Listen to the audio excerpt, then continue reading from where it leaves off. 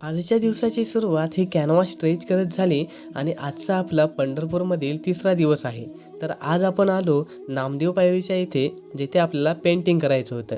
तर आपल्याला बसण्यासाठी जागेची गरज होती. तर येथील श्री गणेश नाश्ता सेंटरच्या मालकांनी आपल्याला त्यांच्या सेंटर्सच्या बाहेर बसण्याची परवानगी दिली. तर त्यांचेसुद्धा आपल्या रंग चैतन्य परिवाराकडून खूप आभार.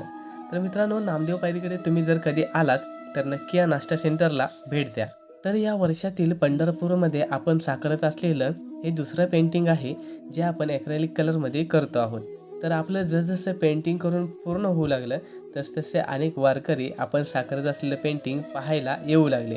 तर त्यांच्याशी गप्पा साधत 1 तासभरामध्ये आपण हे पेंटिंग रंगवून पूर्ण केलं.